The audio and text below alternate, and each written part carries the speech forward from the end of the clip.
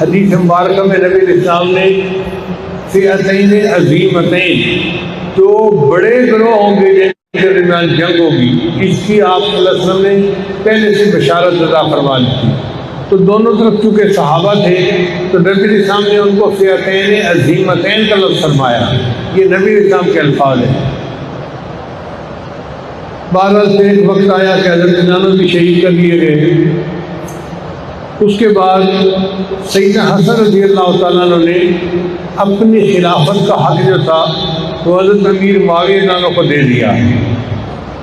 یہ ان کی قربانی بہت بڑی تھی، اور امن کے لیے اتنی قربانی دینا یہ ایک مثال ہے شریعت کے اندر۔ سیدنا امیر معاویہ رضی اللہ تعالیٰ نے 20 سال حکومت کی، بہت مدبر تھے، سمجھدار تھے، اور اللہ نے ان سے وسعت کا کام لیا۔ حضرت عمر نانو کے زمانے میں جو دین کو وسعت مل رہی تھی وہ سیدنا امیر معاویہ کے زمانے میں بھی اسی طرح جاری رہی۔ انہوں نے 20 سال حکومت کی۔ جب 10 سال گزرے تو ایک صحابی تھے حضرت مغیرہ بن شعبہ رضی اللہ تعالیٰ عنہ، یہ بڑے جلیل قدر صحابی ہیں جنہوں نے درخت کے نیچے بیعت رضوان کی تھی۔ لقد رضی اللہ عنہ المؤمنین اذ یبایعونک تحت الشجرہ، انہوں نے وہ شجرہ والی بیعت کی ہوئی تھی۔ تو انہوں نے سیدنا امیر معاویہ عنہ کو آ کر ایک بات کہی کہ آپس میں خلافت کے عنوان پہ جو تنازع تھا اس میں 1 لاکھ مسلمان شہید ہوئے، اور بڑی مشکل سے یہ معاملہ ٹلا ہے، اور اب پھر دین اسلام کو وسعت مل رہی ہے اور امن و امان کا سلسلہ ہے۔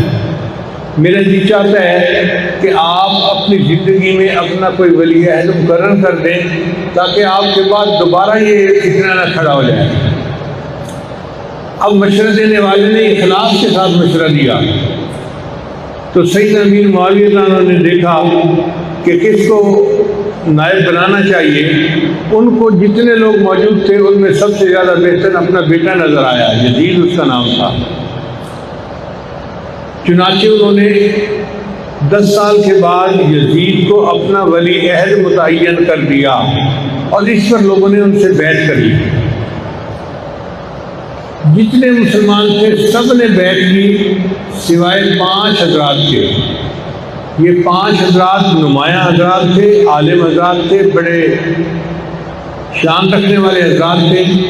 ان میں سے ایک سیدنا حسین رضی اللہ تعالیٰ عنہ نبی علیہ السلام کے نواسے تھے اور جنت کے سردار تھے، جنت کے نوجوانوں کے سردار تھے، اور ان کی شان بڑی تھی، اور ان کو اللہ نے نبی علیہ السلام سے نسبت اتحادی عطا فرمائی تھی۔ ایک انہوں نے بیعت نہیں کی۔ ایک ابو بکر صدیق عنہ کے بیٹے عبد الرحمن بن ابی بکر، وہ بھی جو کہ صدیقی نسبت تھی، ان کو بھی اللہ تعالیٰ نے بڑا علم دیا تھا، انہوں نے بھی بیعت نہیں کی۔ اور تیسرا عبداللہ ابن عباس رضی اللہ تعالیٰ عنہ، یہ امام المفسرین بھی تھے اور نبی علیہ السلام کے بہت قریبی رشتہ دار تھے، انہوں نے بھی بیعت نہیں کی۔ ایک عبداللہ ابن عمر رضی اللہ تعالیٰ عنہ، یہ امام المحدثین تھے، حضرت عمر عنہ کے بیٹے تھے، اور ان کی علم کی نسبت بہت اونچی تھی، بہت بلند تھی، یہ بڑے علماء صحابہ میں سے سمجھے جاتے تھے۔ اور 5ویں تھے عبداللہ ابن زبیر رضی اللہ تعالیٰ عنہ، یہ سیدنا صدیق عنہ کے نواسے تھے، زبیر عنہ کے بیٹے تھے۔ اللہ نے علم میں ان کو بھی اونچا مقام عطا فرمایا تھا، تو ان 5 حضرات نے بیعت نہیں کی۔ اب اللہ کی شان دیکھیے کہ وقت کے ساتھ عبد الرحمن بن ابی بکر فوت ہو گئے، تو باقی 4 حضرات رہ گئے۔ ایک سیدنا حسین عنہ، دوسرا سیدنا عبداللہ ابن زبیر عنہ، تیسرا عبداللہ ابن عمر اور عبداللہ ابن عباس عنہ۔ ان 4 میں سے 2 حضرات نے یہ فیصلہ کیا کہ ہمیں بیعت کر کے اجتماعیت کو مضبوط کر دینا چاہیے۔ چنانچہ عبداللہ ابن عمر عنہ نے اور عبداللہ ابن عباس عنہ نے اس کے ہاتھ پر بیعت کر لی۔ اب باقی 2 حضرات بچ گئے، ایک سیدنا حسین رضی اللہ تعالیٰ عنہ اور دوسرا عبداللہ ابن زبیر عنہ۔ عبداللہ بن زبیر کے چاہنے والے مکہ مکرمہ میں بہت زیادہ تھے، اور سیدنا حسین کے چاہنے والے تو پوری دنیا میں تھے، لیکن مدینہ میں بہت ہی زیادہ تھے۔ اب عبداللہ بن زبیر نے تو اپنے لیے عافیت اس میں ڈھونڈی کہ میں مکہ ہی میں رہوں گا، مکہ سے باہر نہیں نکلوں گا، تاکہ جو حاکم ہے وہ میرے خلاف کوئی قدم نہ اٹھا سکے۔ اور انہوں نے سیدنا حسین کو بھی یہی مشورہ دیا کہ آپ جائیں اور جا کے مدینہ طیبہ کے اندر رہیں، آپ کے جانثار لوگ موجود ہیں، آپ کو وہاں کوئی ہاتھ نہیں لگا سکتا، آپ اپنی آرام کی زندگی گزاریں گے۔ مگر سیدنا حسین کا معاملہ اور تھا، ان کو کوفہ کے تقریباً 10-12 ہزار لوگوں کے خطوط ملے، جس میں لوگوں نے کہا کہ جی آپ کوفہ آئیں، ہم آپ کے ہاتھ پر بیعت کرنے کے لیے تیار ہیں۔ اب سیدنا حسین کے سامنے اتنے ہزاروں لوگوں کے خط تھے جس کہ مجھے ان لوگوں سے بیعت لے لینی چاہیے۔ اس کے لیے انہوں نے مسلم بن عقیل رضی اللہ عنہ کو بھیجا کہ آپ کوفہ جائیں اور جا کے وہاں کے حالات معلوم کریں۔ چنانچہ مسلم بن عقیل جب کوفہ آئے تو کوفہ والوں نے ان کا بڑا استقبال کیا، انہوں نے جوش و خروش دیکھا، کوفہ والوں کے حالات کو دیکھا، تو انہوں نے سیدنا حسین کو خط لکھا کہ جی آپ تشریف لائیے، لوگ آپ کے ہاتھ پر بیعت کرنے کے لیے تڑپ رہے ہیں اور اس وقت بہت ضروری ہے آپ کا آنا۔ جب حاکم وقت کو پتہ چلا کہ کوفہ کے لوگ تو سیدنا حسین سے بیعت کرنا چاہتے ہیں، تو اس نے کوفہ کے حاکم کو بدل دیا، ابن زیاد کو کوفہ کا گورنر بنا دیا۔ اب یہ ابن زیاد بڑا سخت طبیعت کا آدمی تھا، اس نے آ کر تقریریں کی اور لوگوں کو ڈرایا دھمکایا کہ تم اگر حاکم وقت کی بات نہیں مانو گے، تمہارے ساتھ سختی کریں گے، یہ کریں گے، یہ کریں گے، اور لوگ سہم گئے۔ چنانچہ لوگوں نے اپنی رائے بدل لی۔ اب جب لوگوں کی رائے بدلتی نظر آئی تو جو نمائندے بھیجے تھے مسلم بن عقیل رضی اللہ عنہ، انہوں نے چاہا کہ میں خط لکھ کر سیدنا حسین رضی اللہ عنہ کو حالات کا اطلاع دے دیتا ہوں، مگر انہوں نے جس گھر میں پناہ لی وہاں ان کو شہید کر دیا گیا، اور وہ دوسرا خط نہیں لکھ سکے بتانے کے لیے کہ اب حالات وہ نہیں رہے جو پہلے تھے۔ ادھر سیدنا حسین رضی اللہ عنہ نے ارادہ کر لیا کہ میں کوفہ چلتا ہوں۔ بعض صحابہ نے ان کو منع بھی کیا کہ آپ اگر جانا چاہ رہے ہیں تو اپنے ساتھ لشکر لے کر جائیں۔ انہوں نے کہا نہیں، اللہ میری معافی کافی ہے، اور اگر اللہ کو منظور ہے میرا شہید ہو جانا تو میں شہید ہونے کے لیے تیار ہوں۔ موت سے تو وہ لوگ ڈرتے نہیں تھے، ان کے دل میں اللہ تعالیٰ کی محبت ایسی تھی کہ وہ ترستے تھے کہ ہمیں شہادت کا رتبہ نصیب ہو جائے۔ چنانچہ وہ اپنے کنبے کو لے کر، خاندان کی عورتوں مردوں کو لے کر وہاں سے نکلے۔ جب کوفہ کے قریب پہنچے تو ابن زیاد نے ایک شخص تھا، اس کا نام تھا شمر، وہ بہت ہی شقی القلب بندہ تھا، اس کو بھیجا اور اس کو کہا کہ جا کے تم ان سے بیعت لو اور اس قصے کو ختم کرو تاکہ یہ معاملہ ختم ہو جائے۔ جب باقی سارے لوگ مجھ سے بیعت کر چکے ہیں تو پھر صرف یہ 100 بندے ہیں گھر کے، تو اس گھرانے کو بھی بیعت پہ آمادہ کر لیا جائے۔ چنانچہ وہ ہزاروں کا لشکر لے کر آیا اور ایک گھرانے کے تقریباً 100 کے قریب بندے ایک جگہ پر خیمہ لگائے ہوئے تھے، خیمے کا گھیرا کر لیا، اور اس کے بعد انہوں نے ان کے کھانا پینا سامان جو پانی تھا وہ بند کر دیا۔ یہ محاصرہ کئی دن جاری رہا۔ سیدنا حسین جان نے 3 شرطیں پیش کی۔ فرمایا ایک شرط تو یہ ہے کہ مجھے یزید کو خود ملنے دیا جائے۔ اس نے کہا ملنے دیا جائے گا، پہلے بیعت کریں بعد میں ملاقات ہوگی۔ انہوں نے فرمایا بیعت کا ہی تو مسئلہ ہے، اگر بیعت کر لی تو پیچھے تو پھر جھگڑا ہی کوئی نہ رہا۔ اس نے کہا نہیں، یہ شرط ہی میں مانتا۔ ان کا اچھا دوسری شرط یہ ہے کہ مجھے شام جانے دیا ہے، سرحد پار جانے دیا جائے۔ اس نے کہا نہیں، ہم وہاں بھی نہیں جانے دیتے۔ تیسری شرط رکھی کہ اچھا مجھے مدینہ واپس جانے دیا جائے. اس نے کہا نہیں، میں مدینہ بھی واپس نہیں جانے دیتا. تینوں شرطیں نہیں مانی. ایک کہ آپ اس کے لیے اس کی بیعت کریں میرے ہاتھ پر، اور پھر آپ ان کے ساتھ جا کر ملیں. سیدنا حسین جانو تو عزم و استقامت کے پہاڑ تھے. ان کا یہ نہیں ہو سکتا کہ کسی کے پریشر میں آ کے، کسی کے دباؤ میں آ کے میں حق سے ہٹ جاؤں. مجھے جتنا مرضی تم پریشرائز کرو گے، میں میں اللہ کے دین کے لیے ڈٹا رہوں گا. اگر اس میں میری جان جاتی ہے، میرا پورا کنبہ قربان ہو جاتا ہے، تو میں اس کے لیے تیار ہوں.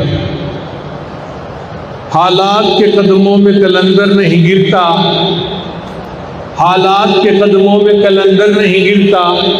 ٹوٹے جو ستارہ تو زمین پر نہیں گرتا. گرتے ہیں سمندر میں بڑے شوق سے دریا، لیکن کسی دریا میں سمندر نہیں گرتا. یہ نہیں ہو سکتا کہ میں بیعت کر لوں پریشر میں آ کے اور اپنے بات سے موقف سے پیچھے ہٹ جاؤں. میں ہرگز نہیں ہٹوں گا. چنانچہ اس پر وہ جو مخالفین تھے انہوں نے تلواریں لے لی اور آپس میں ایک دوسرے کے ساتھ مقابلہ شروع ہو گیا. اب یہ مقابلہ چند گھنٹوں کی بات تھی. چند گھنٹوں کے اندر سیدنا حسین لانو کے جتنے بھی ساتھی تھے سب کے سب شہید ہو گئے. مخالفین کے لشکر میں ایک صاحب تھے، ان کا نام تھا حر. ان کے بارے میں کتابوں میں لکھا ہے کہ وہ آ کر سیدنا حسین لانو کے ساتھ مل گئے اور انہوں نے بھی سیدنا حسین لانو کے ساتھ مل کر شہادت کا جام نوش کیا. پھر ایک وقت آیا کہ جب سارے مرد شہید ہو گئے، عورتیں خیمے میں تھیں اور خیموں میں ایک حضرت حسین لانو کے بیٹے تھے زین العابدین رحمۃ اللہ علیہ. بڑے عالم تھے مگر ان کو بخار تھا، بیمار تھا، تو وہ بھی خیمے کے اندر ہی تھے. باقی سارے مرد شہید ہو گئے. ایک وقت آیا کہ سیدنا حسین لانو اکیلے رہ گئے، تو سیدنا حسین لانو نے خود مقابلہ کیا. اب آپ اندازہ لگائیے کہ چاروں طرف سے مخالفین نے گھیرا کیا ہوا ہے اور ہزاروں کی تعداد میں ہیں، اور یہ اکیلے ہیں اور ان کے ساتھ نمرد آزما ہیں، اور ان کو موت سے کوئی ڈر نہیں ہے، بلکہ یہ اللہ کے دین کے لیے اپنی جان کا نذرانہ اپنے اللہ کو پیش کر رہے ہیں. اتنے میں عصر کی نماز کا وقت آ گیا تو سیدنا حسین لانو نے عصر کی نماز قضا نہیں کی بلکہ عصر کی نماز پڑھنی شروع کر دی. وہ جانتے تھے کہ نماز اتنی اہم ہے کہ عین حالت جنگ میں بھی اس کو قضا نہیں کر سکتے، اس کو پڑھنا ضروری ہے. وہ سجدے کی اہمیت کو جانتے تھے. چنانچہ وہی ہوا کہ جب وہ سجدے میں گئے تو مخالفین نے ان کو شہید کر دیا اور انہوں نے جام شہادت نوش کر لیا. تقریباً 72 لوگ تھے جنہوں نے اپنی جانوں کا نذرانہ پیش کیا، اور یہ قربانی بہت بڑی قربانی تھی. ابراہیم خلیل اللہ نے تو ایک بیٹے کی قربانی پیش کی تھی، اور نبی علیہ السلام کے نواسے نے پورے کنبے کی قربانی پیش کی. قربانی وہ بھی تھی، قربانی یہ بھی تھی. وہ قربانی بھی توحید کی یاد دلاتی ہے اور سیدنا حسین لانو کی قربانی بھی توحید کی یاد دلاتی ہے. چنانچہ سیدنا حسین لانو کی یہ قربانی تاریخ کا ایک حصہ بن گئی. شاعر نے کہا کتنی خدمت کر گیا وہ جیتے جی اسلام کی، لاج رکھ لی اس نے اپنے نانا جی کے نام کی. دے گیا باطل کی وہ ساری فوجوں کو شکست، کھول کر رکھی کی. اس نے جو کرنا تھا وہ کر ہی گیا دین کے لیے، اس کو پرواہ ہی نہ تھی جیسے کبھی اعلام کی. روند ڈالی غیر کی ساری بھیانت ساتھ، روشنی پھیلا گیا وہ آخری پیغام کی. کربلا میں وہ کھڑا تھا استقامت کا پہاڑ، دھمکیاں ملتی رہیں گرچہ برے انجام کی. بہت کوشش کی گئی کہ وہ دباؤ میں آ جائیں، مگر سیدنا حسین رضی اللہ تعالیٰ عنہ تو استقامت کے پہاڑ تھے.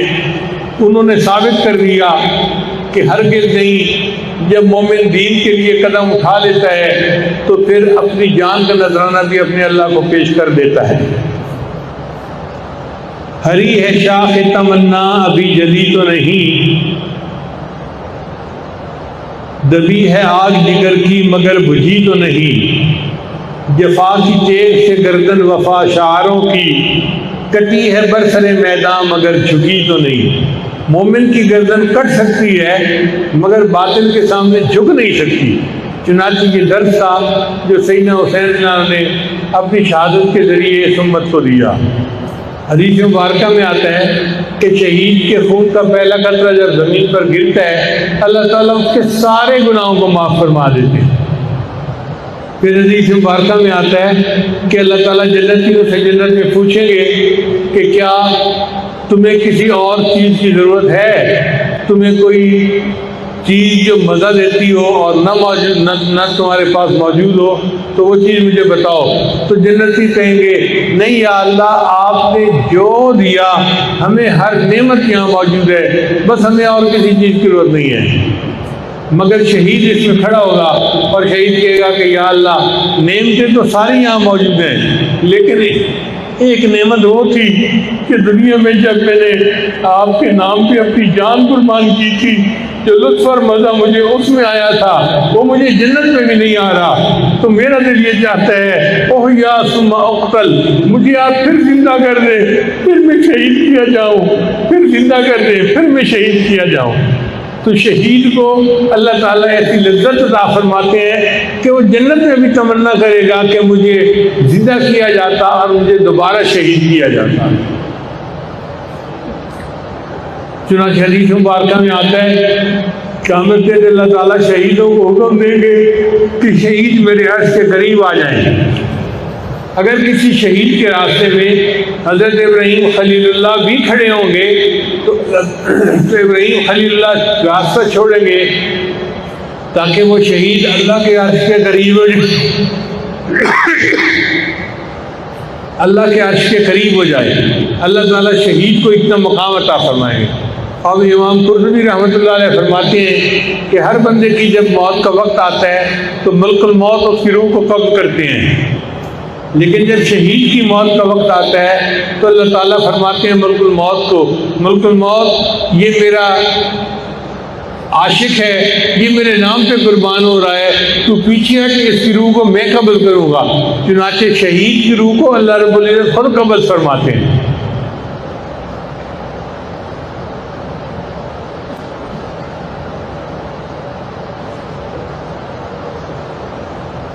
سیدنا حسین خان نے پوری امت کو یہ سبق دیا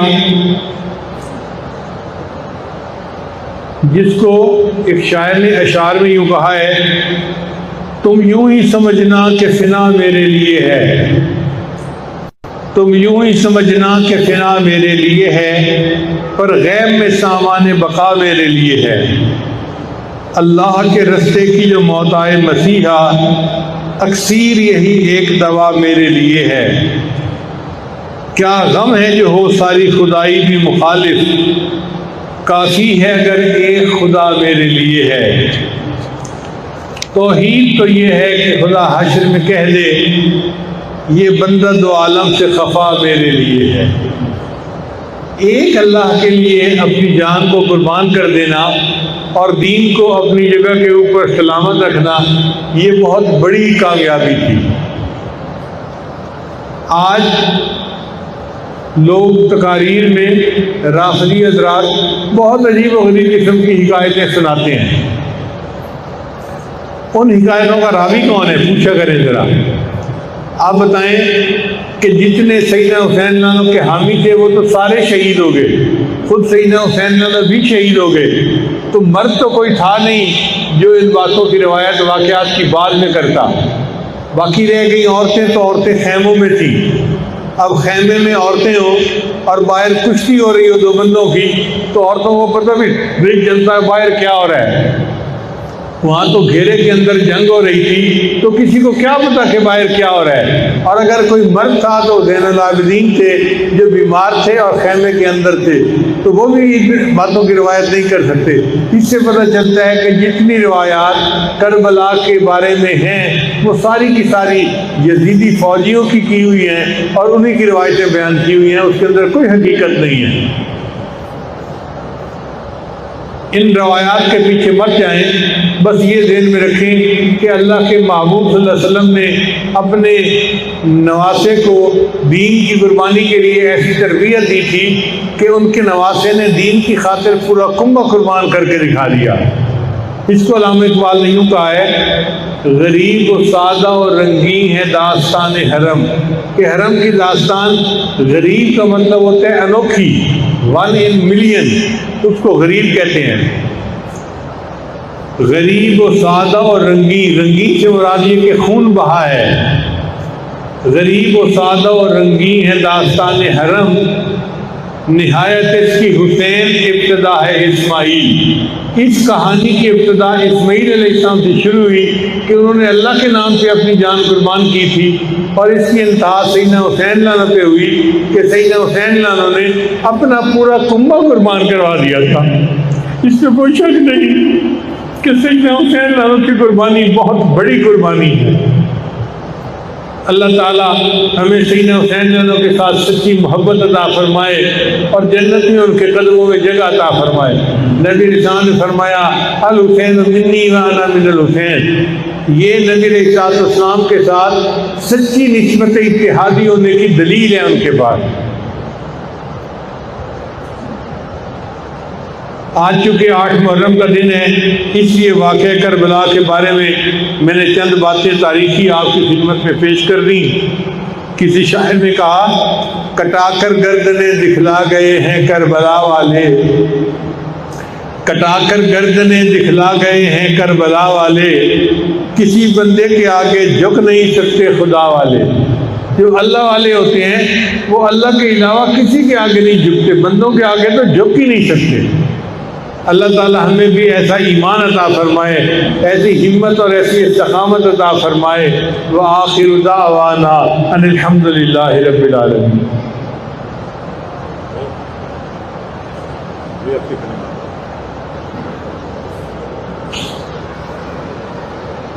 بہت سارے حضرات نور کریم سے بیٹھ کے لیے آئے ہوئے ہیں، یہ آج توبہ کے کلمات پڑھائے گا، آپ سچے دل کے ساتھ پیچھے پیچھے پڑھتے جائیے۔ بسم اللہ الرحمن الرحیم، لا الہ الا اللہ محمد الرسول اللہ، آمنت باللہ وملائکتہ وکتبہ ورسلہ والیوم الآخر والقدر خیرہ وشرہ من اللہ تعالی والبعث بعد الموت، آمنت باللہ کما ہوا باسمائہ وصفاتہ وقبلت جمیع احکامہ اقرار باللسان وتصدیق بالقلب۔